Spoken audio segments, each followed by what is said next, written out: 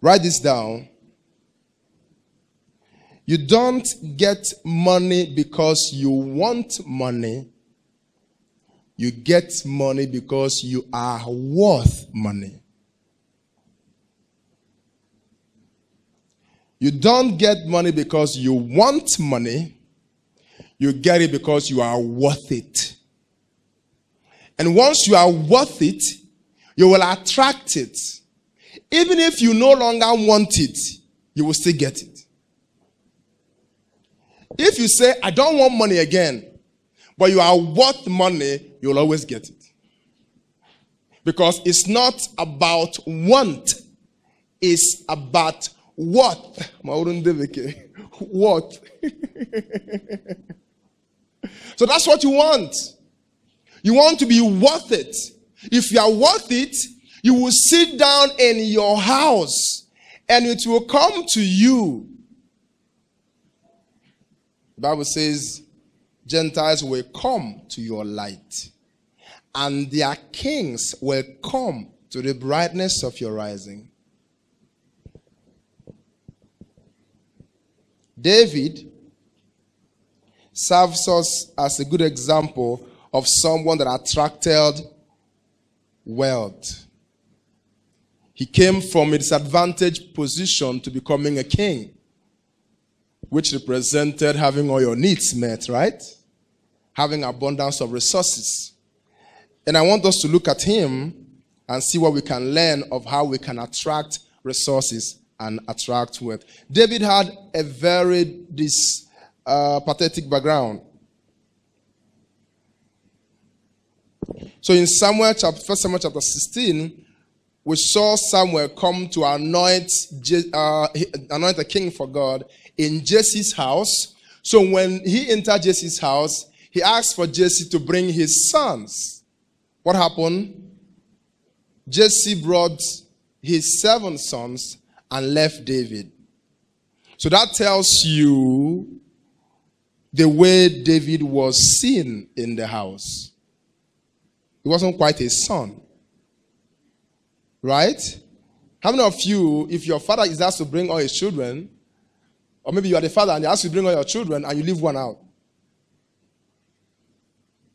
You leave one out. And they anoint everybody, they want to anoint somebody and they count everybody, and none of these ones who are here, none is chosen. And he took the prophet saying, are these all your children? It's not even that he remembered. It's that the prophet said, oh my God, I said, oh, when can I want? There's a little one and he's with the sheep. It was Samuel that said, I don't understand Jesse. It was Samuel that said, we won't sit down till he comes. So David came from a background of being disadvantaged. And even though I don't know how rich or not that they were, but at least I can tell you he was disadvantaged, he was ignored. And many of us are pretty much ignored, right? How many of us either are ignored or have been ignored, or somehow you know about being ignored, be left out? Anybody? Really? These people are not. You are all there, right?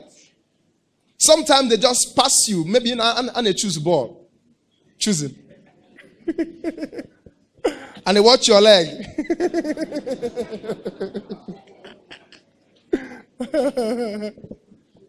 So the question is, how did David get from such a background to where he's now the king?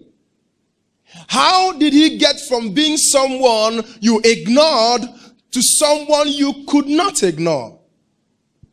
How did he do it? The thing I want to see as we try to excel this story as much as we can is that in David's life, you never will find him looking for stuff. You will always find stuff looking for him. You didn't find David trying to go and be the king. You found the kingdom looking for him. In fact, all the time.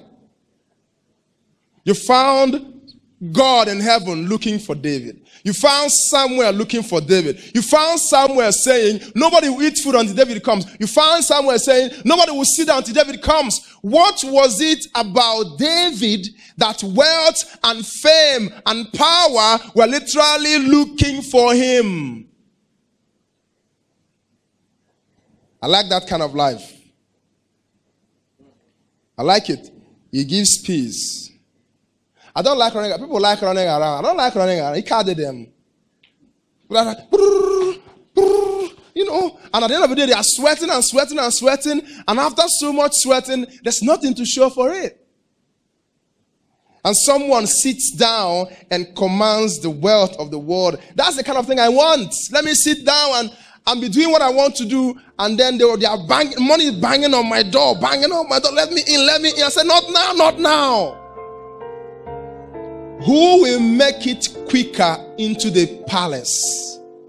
Is it the person banging at the door of the palace, at the gate, or the person the palace is looking for?